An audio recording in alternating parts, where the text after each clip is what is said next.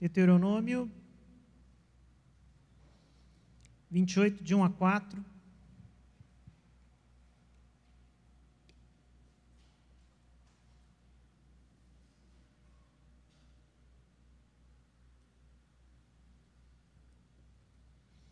Assim diz a palavra: se vocês obedecerem fielmente ao Senhor, ao seu Deus, e seguirem cuidadosamente todos os seus mandamentos que hoje lhe dou, o Senhor, o seu Deus, os colocará muito acima de todas as nações da terra. Todas estas bênçãos virão sobre vocês e os acompanharão, se vocês obedecerem ao Senhor, o seu Deus. Vocês serão abençoados na cidade, serão abençoados no campo. Os filhos do seu ventre serão abençoados, como também as colheitas da sua terra, os bezerros e os cordeiros dos seus rebanhos. Até o versículo 4. Senhor Jesus, obrigado a Deus, obrigado pela tua presença. Manifesta neste culto, Senhor, já por toda a edificação nos dada através da oração, através do louvor, através do testemunho, através da palavra lida, compartilhada, Senhor. Fala ainda conosco, Senhor, através da tua palavra, nos dá o teu recado, ensina o nosso coração. É isso que nós te pedimos. No nome de Jesus, amém. Amém. Eu queria hoje começar com vocês uma reflexão sobre sabedoria para viver em família. É uma tradição que no mês de maio nos lembremos da família de uma maneira especial. É claro que esse sempre será um assunto importante, visitado, revisitado na igreja, é um pilar daquilo que a igreja cristã acredita, de entender a família como uma bênção de Deus. Mas é interessante essa oportunidade que nós temos.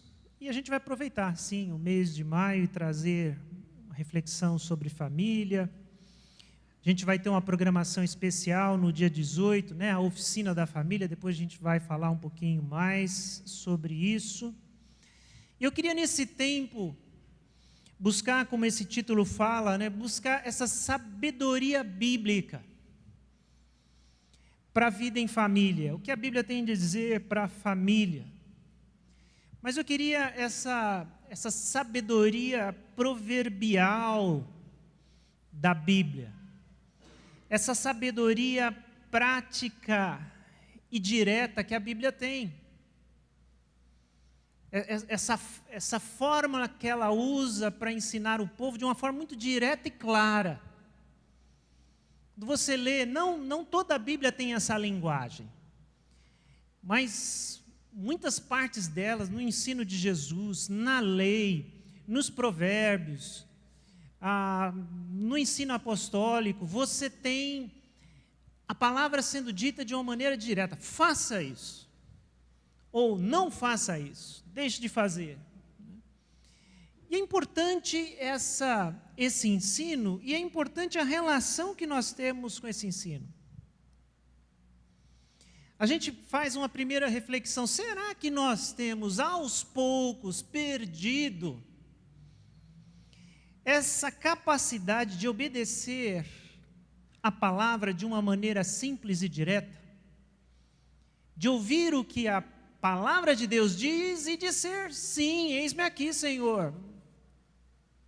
Sou eu, conte comigo, entendi, vou colocar em prática.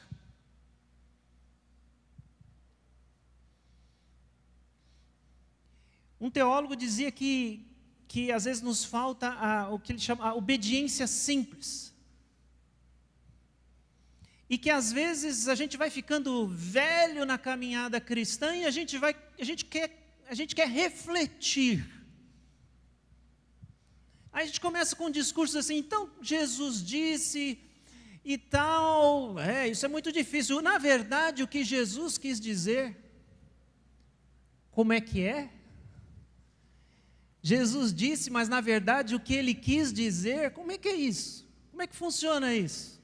Se a gente ouve o Sermão do Monte, né, que é um sermão muito direto, né, que tem ordens muito diretas a nós, ao nosso comportamento, e às vezes nos constrange isso. O que Jesus está querendo dizer aqui? Como assim? Ele está dizendo o que ele disse. Então a Bíblia ela tem essa forma direta, simples, clara, para nos ensinar. E eu queria, com os irmãos, buscar um pouco dessa sabedoria, começando pela lei do Senhor. Quando eu pensei sobre isso, eu pensei logo em Provérbios, né? Em Eclesiastes, em aquelas pérolas de sabedoria. Eu falei, bom, ok, mas vamos olhar para a vida de Jesus, vamos olhar para a palavra de Jesus, vamos olhar as cartas, a palavra apostólica. E aí me lembrei também, não, a gente precisa, em primeiro lugar, olhar para a lei. Quando Deus estava formando o seu povo, Ele deu a esse povo instruções, Ele deu lei, Ele deu mandamentos, Ele deu palavra para que aquilo instruísse, construísse um povo. E família tem tudo a ver com isso, e a família é contemplada nessa sabedoria, nesse mandamento bíblico. E a nossa primeira reflexão, a reflexão de hoje, é a respeito de buscar sabedoria na lei do Senhor. O salmista diz lá no Salmo 19, 7, a lei do Senhor é perfeita, revigora a alma. Os testemunhos do Senhor são dignos de confiança e tornam sábios os inexperientes. Que expressão, né? A lei do Senhor é perfeita. E o Salmo 19, depois dê uma olhadinha lá com calma. Um salmo muito especial nesse sentido, na exaltação da lei, do mandamento, da palavra de Deus.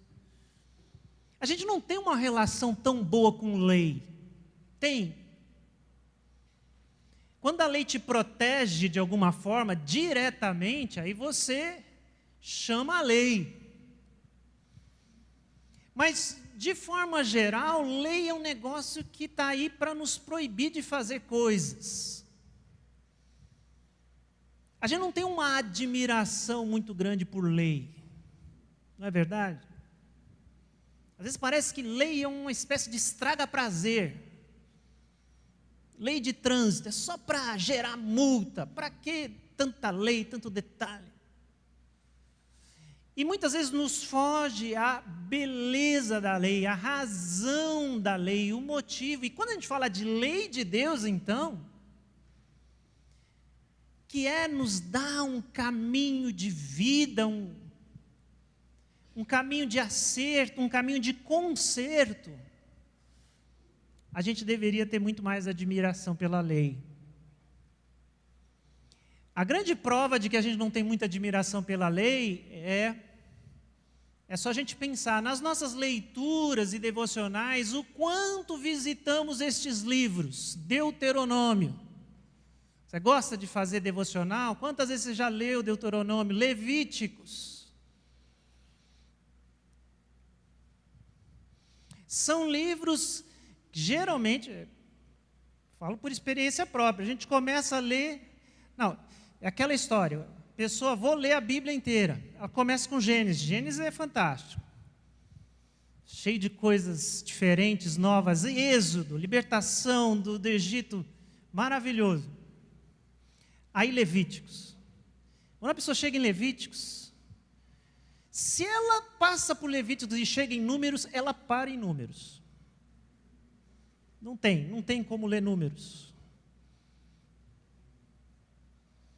Só os heróis chegam a Deuteronômio. Se chega em Josué, acha a palavra que que o Flávio leu hoje aqui. Aí você cansa, desanima, pula lá para o novo. Não, depois a gente volta aqui, porque esse negócio não tá fluindo. Mas nos falta entender a beleza da lei. Isso que o salmista descobriu. Como a lei é bela, é boa, como a palavra de Deus edifica, instrui, salva. E de fato é isso que nós precisamos. Tudo começa pelo começo. Vamos ler alguns trechos da lei. Pastor, que frase mais redundante é essa que não significa absolutamente nada? Tudo começa pelo começo. Eu fiz de propósito. Para de fato nos chamar a atenção de que quando a gente pensa por onde que a gente começa? Pelo começo. Tem algumas coisas que são tão importantes que não tem como começar de outra forma. E esse texto que nós lemos inicialmente, aqui a gente repete ele nos apresenta o início de qualquer tipo de caminhada com Deus, ou qualquer tipo de busca de sabedoria para a vida.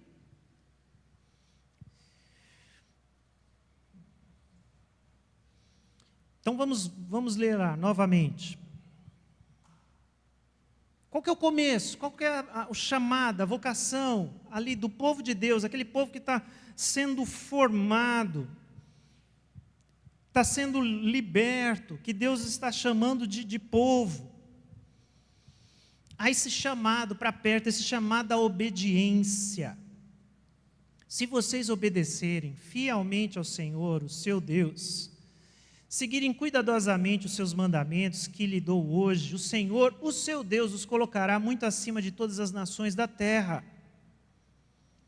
Todas essas bênçãos virão sobre vocês e os acompanharão, se vocês obedecerem ao Senhor, o seu Deus, ao seu Deus. Vocês serão abençoados na cidade e serão abençoados no campo. Os filhos do seu ventre serão abençoados, como também as suas colheitas da sua terra, os bezerros e os cordeiros dos seus rebanhos. Queridos, qual que é a primeira coisa das primeiras coisas? É o temor a Deus.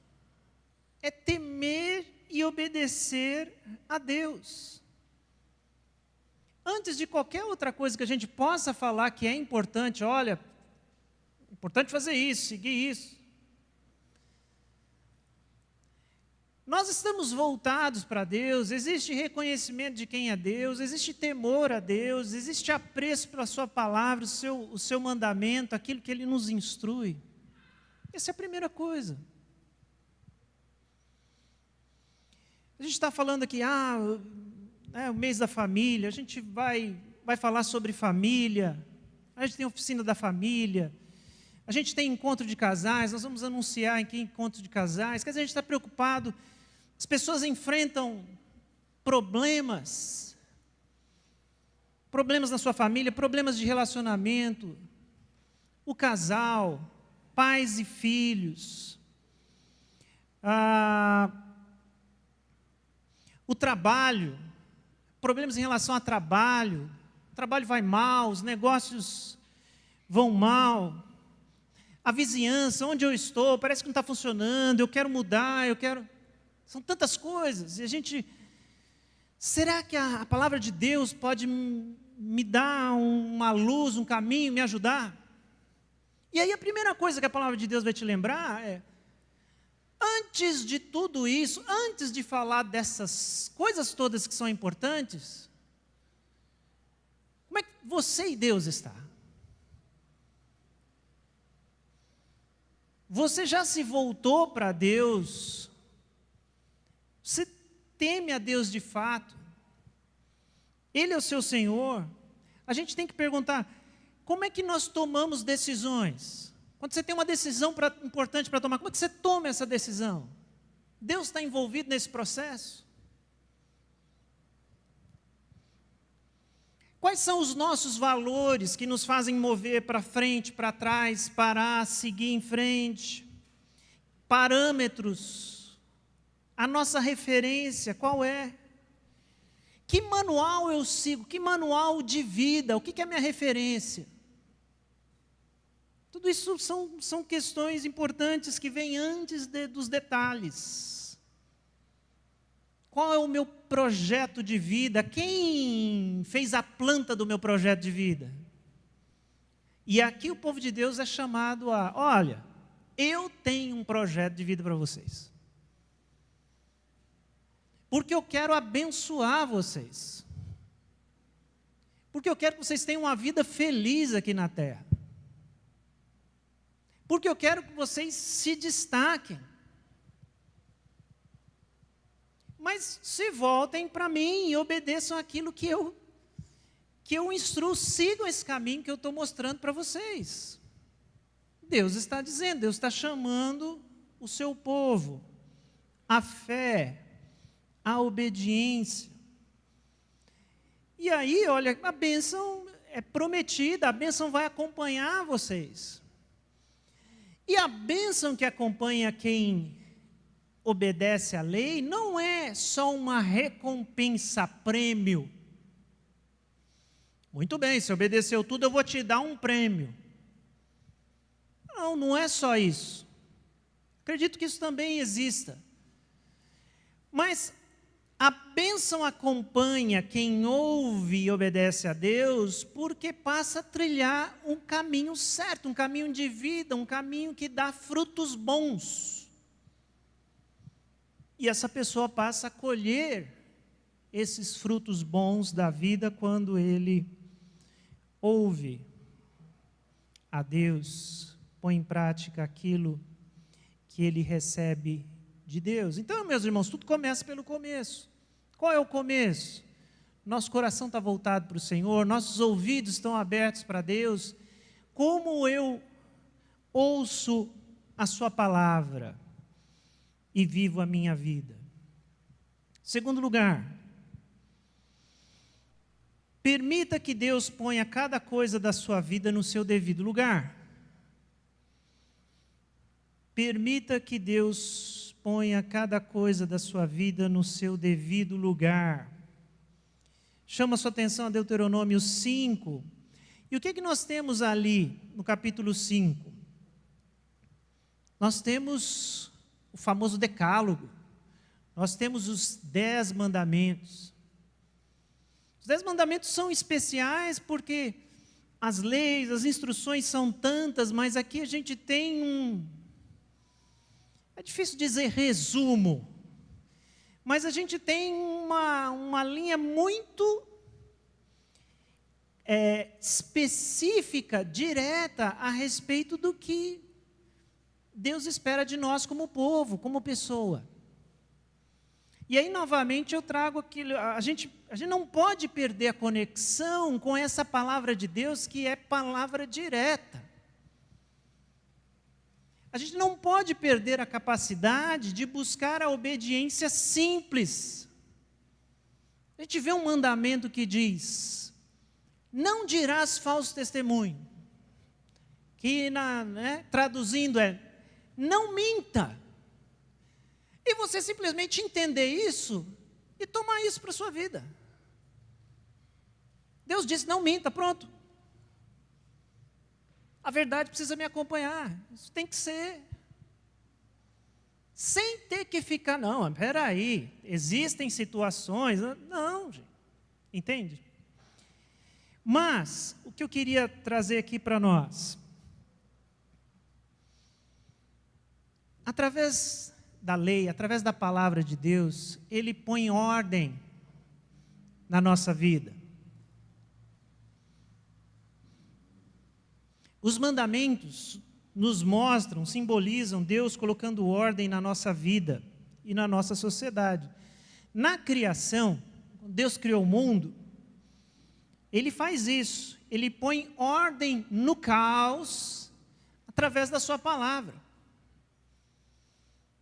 Lá está escrito que havia o caos e Deus vai colocando as coisas no lugar. Ó, escuridão para cá, luz para cá. Vamos separar a água de terra seca. Ó, você aqui durante o dia você vai trabalhar, durante a noite você vai descansar. Ó, plantas cresçam, animais, vamos. Vai ter o pessoal da água, o pessoal da terra. O que é isso? Ordem. Ordem. Função. Deus faz isso. Com a palavra dele, com a ordem dele.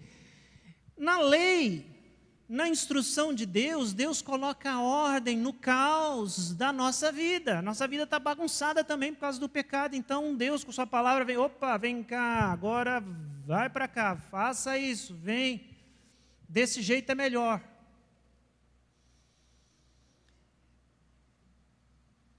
E ele faz, né, nos mandamentos nós temos essa lógica de, vamos começar pelo começo. Quais são os primeiros mandamentos? Qual é o primeiro mandamento? Esse aqui. Eu sou Senhor teu Deus, que te tirei do Egito, da terra da escravidão. Não terás outros deuses além de mim. Então, primeiro é isso. Bom, se você quiser seguir, então o acordo aqui, a aliança, então é entre nós. Que Deus você tem? Que Deus você segue? Eu quero exclusividade no seu altar. Deus é assim, Deus quer exclusividade no altar da sua vida, Ele não quer dividir esse altar com ninguém. Então o primeiro mandamento é esse, não terás outros deuses, eu não divido glória, honra com ninguém. A gente já falou sobre isso, antigamente, né, tinha Deus X, Y, Sol. Graças a Deus nós passamos dessa fase. Passamos, mas existem outras idolatrias do nosso tempo. O dinheiro, o mercado, o sucesso. E às vezes a gente divide o nosso altar e a gente venera essas coisas. Deus põe as coisas no seu devido lugar. A primeira coisa que Ele quer fazer é limpar o nosso altar. Não terás outros deuses além de mim. Tenha somente um altar. O segundo mandamento, não farás imagem de nada. Imagens de ídolo, outras, né? Não faça imagens, isso era um problema. As pessoas queriam, né, deuses e totens, né, altares que representassem os deuses. E Deus, não é para fazer, nem faça a meu respeito também. Porque eu sou um Deus que não cabe em nada que vocês fazem. E outra, fui eu que criei tudo mesmo. Então não faça a imagem. E Deus vai moldando a forma com que Ele quer ser adorado, a forma com que Ele quer se relacionar com o seu povo. E aí, o terceiro mandamento é: não usarás o nome de Deus em vão. Ele começa a falar dessa relação. O quarto mandamento fala sobre os sábados, sobre o dia do descanso. Muito interessante, esse mandamento está aqui, logo em seguida dos mandamentos mais importantes que falam da relação com Deus, né? Venha do sábado, do descanso.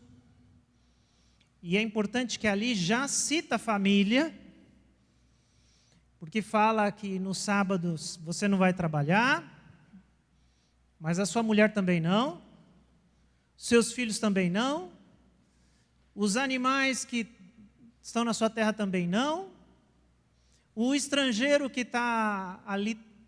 Então, há essa instrução que olha para onde? Olha para a comunidade.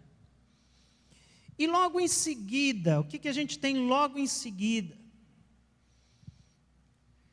Nós temos um mandamento familiar, um mandamento que fala de família, de clã. E por onde que se começa essa instrução de Deus para a família? Honra teu pai e tua mãe, como te ordenou o Senhor, o teu Deus, para que tenhas longa vida e tudo te vá bem na terra que o Senhor, o teu Deus, te dá. Agora a gente vê Deus colocando ordem na família. Porque esse Deus que tira, né, que nos liberta do caos, que traz ordem onde não há ordem, que coloca as coisas no seu devido lugar, se a gente está aberto a isso, Ele vai nos mostrar. E quando Ele chega no nosso lar, na nossa família, Ele precisa colocar ordem nesse caos que é a nossa vida. E aí Ele nos dá uma instrução basilar. Honra teu pai e tua mãe. Deus coloca pai e mãe no lugar de pai e mãe. Deus coloca filho, filha, no lugar de filho e filha. Isso é o começo do concerto de Deus na vida familiar. O centro de autoridade e de responsabilidade precisa ser devolvido aos pais. Centro de autoridade e de responsabilidade. Sabe uma coisa boa aqui, admirável? É a forma como esse mandamento é redigido. Ele é dirigido aos filhos. Honra teu pai e tua mãe. Está falando com o filho. Não está falando para os pais, olha, exijam que seus filhos prestem honra a vocês. Cobrem isso, eduquem dessa forma. Não. Está falando com os filhos. Filhos. Isso é um mandamento, está nos 10 mandamentos. Filhos, honra seu pai e a sua mãe. Isso significa várias coisas, inclusive que Deus fala com toda a família. Né? Há um entendimento que eu não sei de onde saiu, que Deus fala só com adulto. Que Deus não fala com criança. Que a palavra dele é só para um adulto responsável, você passou da idade.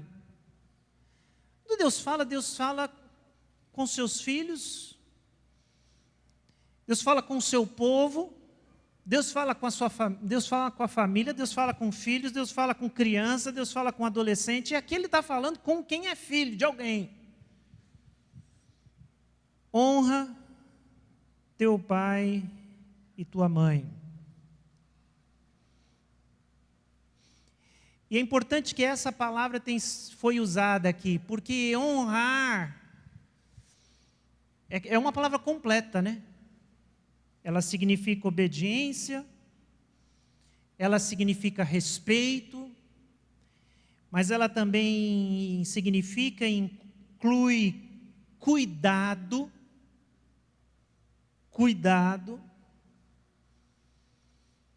porque existem várias fases do que é ser filho e várias fases do que é ser pai e mãe. E há esse momento onde pais cuidam dos filhos, isso é muito claro, mas há também o tempo onde filhos cuidam dos pais. Isso está incluso no honra teu pai e tua mãe. Outro detalhe é que, como é conhecido, esse é um mandamento com promessa. Há um mandamento, mas tem promessa. Qual que é a promessa? Ter vida longa na terra. Fico pensando sobre isso.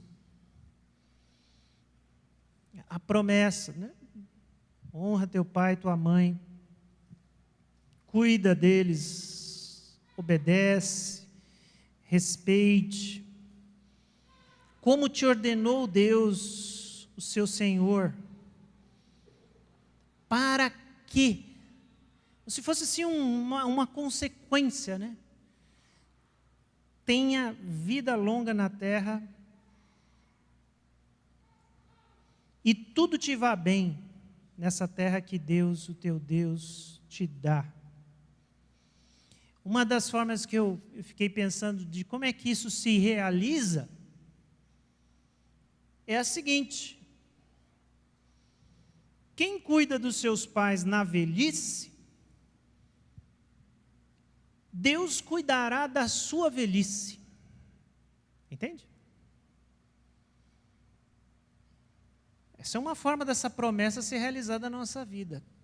Deus está dizendo, ó, quem cuida dos seus pais, eu vou cuidar de você quando chegar a sua vez. Eu vou cuidar de você quando chegar a sua vez, Deus dizendo. Então, vamos olhar a sabedoria bíblica. Vamos olhar o que diz a lei e vamos aprender com ela a viver mais e melhor. Terceiro lugar, lembre-se que aquilo que eu desejo para a minha família precisa ser uma realidade primeiro na minha vida. Lembre-se que aquilo que eu desejo para a minha família precisa ser uma realidade primeiro na minha vida.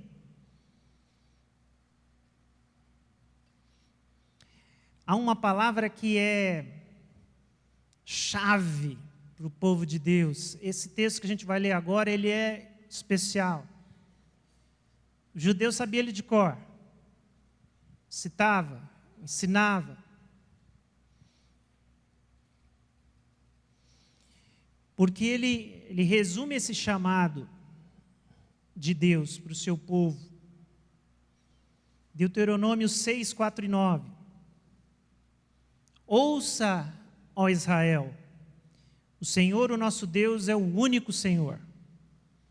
Ame o Senhor, o seu Deus, de todo o seu coração, de toda a sua alma e de todas as suas forças. Que todas essas palavras que hoje lhe ordeno estejam em seu coração. Ensine-as com persistência a seus filhos, converse sobre elas quando estiver sentado em casa, quando estiver andando pelo caminho, quando se deitar, quando se levantar. Amarre-as como um sinal nos braços e prenda na sua testa. Escreva nos batentes das portas da casa e em seus portões. Sim, claro, uma das principais lições desse texto é o ensino persistente, né? É esse chamado a uma rotina didática que ensina e relembra sobre Deus, sobre o relacionamento com Deus, sobre a palavra de Deus, na vida.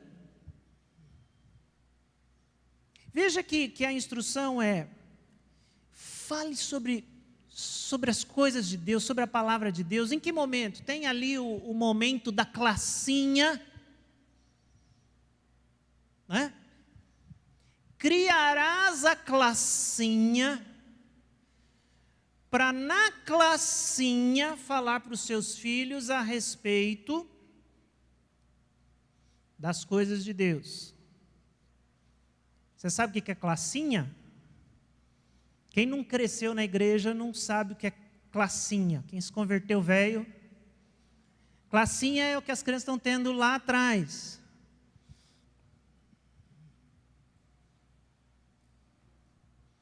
A instrução não é...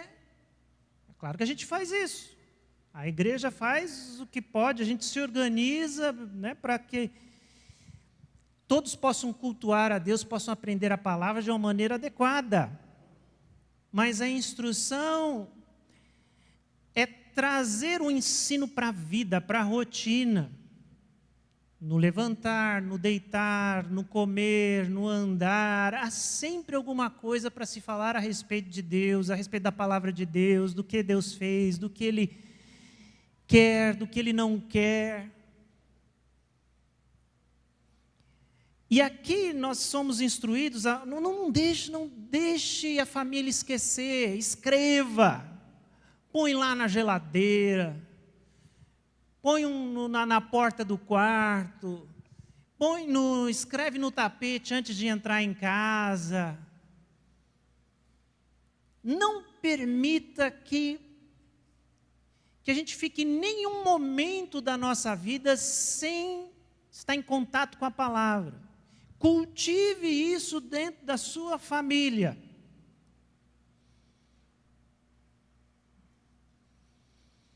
Rotina didática, ensino persistente. E é claro, quando a gente fala sobre isso, isso nos traz um alerta para um fenômeno de terceirização da educação que nós vivemos. Daquilo que pertence à família, que foi terceirizado à escola e à igreja. A gente pensa que quem educa, ensina as coisas é a escola, né? O ensino de cidadania, e o ensino religioso é a igreja. Isso não está escrito em lugar nenhum na Bíblia. O que está escrito na Bíblia é que dentro de casa se fomenta, né, o cidadão, o filho de Deus, aquele que teme a Deus, a gente constrói ali. Que bom se pode ser com o apoio do Estado, da escola, da instituição, que bom se a gente pode contar com a igreja, mas nunca se esqueçam de quem é a responsabilidade.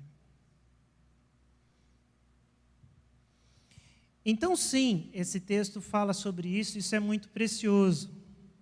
Mas tem um negócio que esse texto fala, que antes do ensino vem o quê? Antes do ensino vem o testemunho de vida. Antes da palavra dizer, ensine isso para os seus filhos, o que a palavra diz para mim e para você? Ame a Deus de todo o seu coração. E guarde todas essas palavras aí dentro. Antes do ensino existe o testemunho, existe a vida. A gente ouve essa coisa do ensino, a gente já fica todo empolgado. E você não leu, esqueceu de ler aqui o verso 4 e 5 e 6. O que é isso que eu ensino com persistência? Não é um conteúdo doutrinário. É o próprio viver perto de Deus e diante de Deus. Então, isso torna quase que fácil a parte do ensino. Porque a parte difícil, ou o grande desafio é ame o seu Deus de todo o seu coração e toda a sua alma. Porque o testemunho, ele vem antes do ensino. Guarde as minhas palavras no seu coração. Eu vejo, irmãos, como pastor, muitos pais que querem uma vida espiritual para os filhos, que eles mesmos não têm. Isso é bem comum. E dá até para entender. Eu não tenho, mas sei que é bom. E eu quero que os meus filhos sigam. Mas e você? Você não quer servir a Deus, você não quer se aproximar de Deus, você não quer participar da igreja, aprender. Não, eu não. Mas pode contar aqui com meu filho, com minha filha. A gente entende, o ser humano tem essas incoerências. É que nem aquele médico, que você vai no médico, aí ele te dá uma super palestra. Você tem que parar de fumar, você tem que parar de beber e você tem que seguir essa dieta. Olha o que você está fazendo, aí ele te mostra a radiografia, ele te explica. Nossa, você fica impactado. Aí uma horinha você sai, está o médico lá fora fumando um cigarrão. Oxi, como é que é isso? É assim. Às vezes a pessoa sabe o caminho, mostra muito melhor, mas não consegue ser aquilo, seguir, viver. Isso acontece muito. Mas nesse caso, isso tem uma implicação muito grande.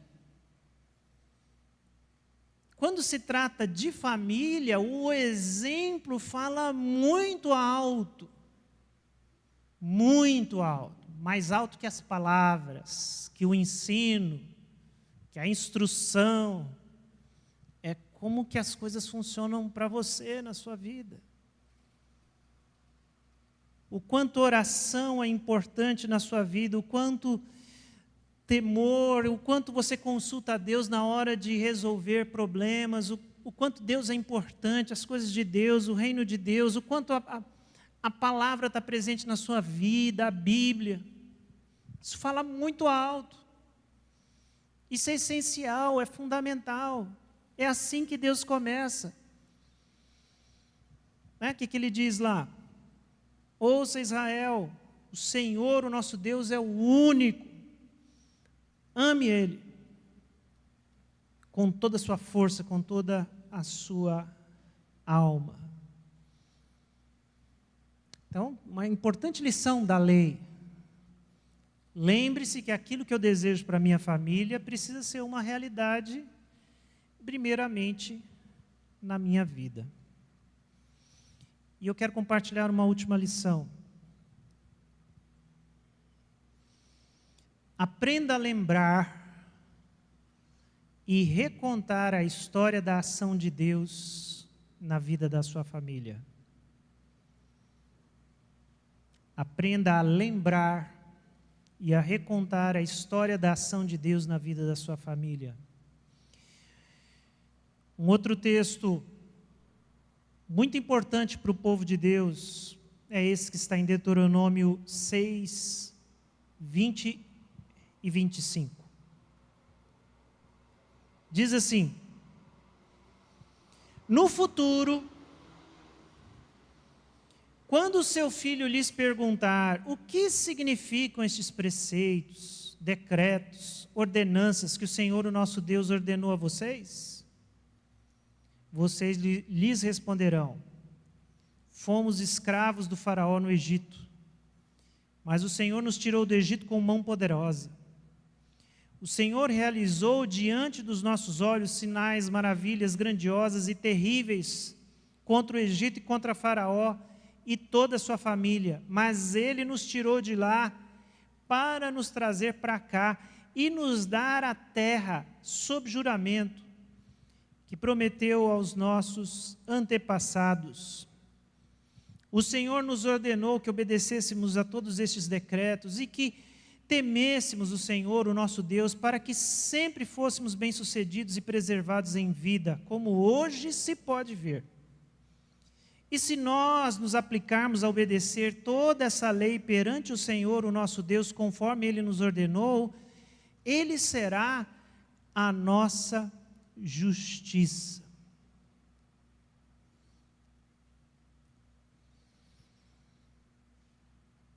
Aprenda a lembrar e recontar a história da ação de Deus na vida da sua família. Aqui tem uma questão chave. A gente não pode esquecer a nossa história.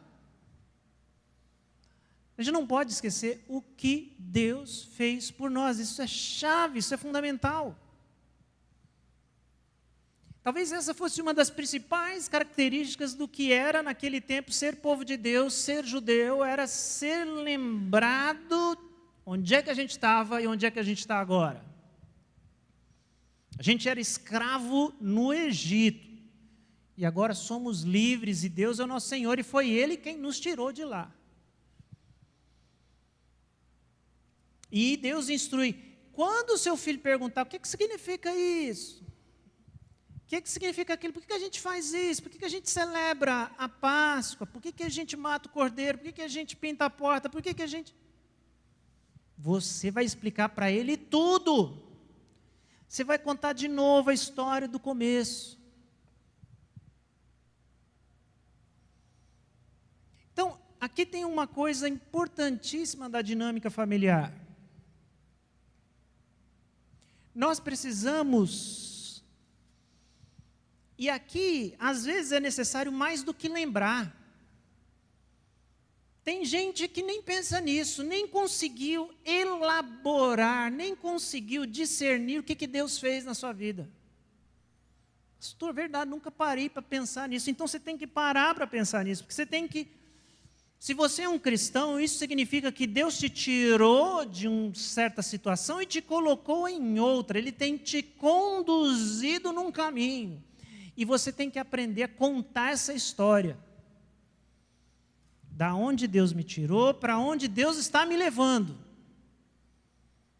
E a sua família precisa saber disso. O que Deus fez por nós? Hoje a gente viu um exemplo simples e muito prático de um testemunho pessoal, familiar. O Flávio, que gosta muito de histórias, tem absoluta certeza que não vai esquecer isso mais nunca. E a gente vai ouvir esse testemunho muitas vezes. Como Deus trouxe livramento para a família dele. Está escrito agora na história. Se tem gente na família dele que não ouviu, tem bisneto que vai nascer, neto que ainda não nasceu, vão ouvir essa história. O Deus que intervém, o Deus que salva. Mas vão ouvir também a história dele, como é que ele saiu do espiritismo, o que ele era, o que ele acreditava, como é que Deus fez, como é que Deus usou. Você entende?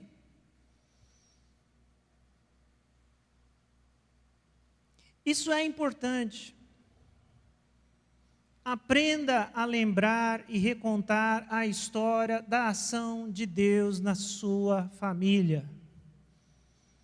Talvez essa palavra possa deixar algumas pessoas assim, tristes, até meio depressivas.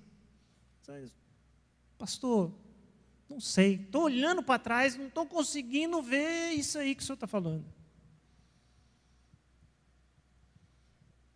Pode até ser, isso é muito pessoal.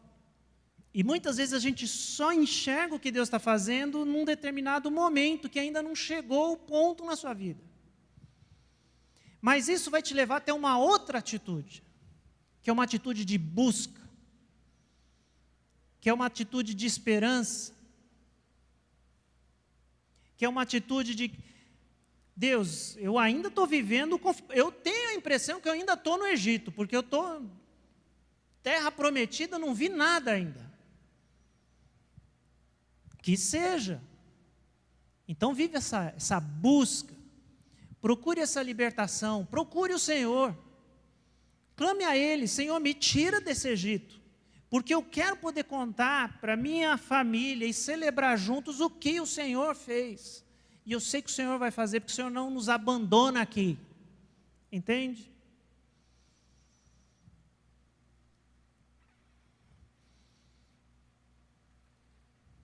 Nós precisamos lembrar, a gente precisa lembrar nós mesmos. Quando a gente passa por uma situação difícil, aquilo fica tão vivo. Depois que as coisas estão estabilizadas, nossa tendência é esquecer. Eu fico imaginando o povo, e a gente sabe que isso aconteceu com o povo, que o povo lá no deserto se esqueceu tanto que o Egito era ruim. E houve um momento que eles desejaram voltar para o Egito. Isso despertou a ira de Deus. Então, sim, nós precisamos esse exercício de recontar a nossa história e saber muito bem da onde Deus nos tirou, para onde Ele está nos levando. A gente precisa saber contar essa história. Tem esse texto de Lamentações, que a gente sempre se lembra quando fala isso, né? Lamentações 3, 21, 23. Quero trazer à memória o que pode me dar esperança. As misericórdias do Senhor são a causa de não sermos consumidos, porque as suas misericórdias não têm fim. Renovam-se cada manhã. Grande é a sua fidelidade.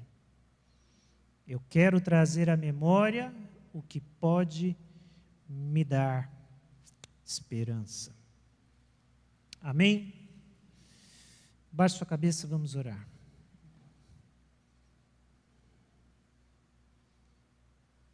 Senhor, obrigado, Senhor, pela Tua palavra. Obrigado, Senhor, pela Tua lei, que é tão bela, tão justa, tão perfeita. Lei que transforma em sábios os inexperientes, nos ensina o caminho da vida. Nos ajuda a conduzir a nossa família debaixo da Tua palavra, entendendo a Tua instrução, Senhor. Nos ajuda a compreender esse princípio maior de todas as coisas, que é segui-lo, que é ter como Deus, que é limpar o nosso altar e nos devotar, nos dedicar, voltar as nossas vidas ao Senhor e à Tua palavra, para que a gente encontre a verdadeira vida. Ó Senhor, os desafios da vida familiar, o caos que muitas vezes encontramos à nossa volta, querem nos desanimar, mas que a Tua palavra que cria onde não existe nada, palavra que traz vida onde aquilo está morto, palavra que traz ordem onde existe o caos, que essa palavra traga vida para nós, Senhor, para o nosso lar, para a nossa família, para a nossa vida. É isso que nós pedimos a Deus, que com a Tua ordem, com a Tua palavra, o Senhor nos transforme. Nós oramos e nós agradecemos pela palavra, no nome de Jesus. Amém.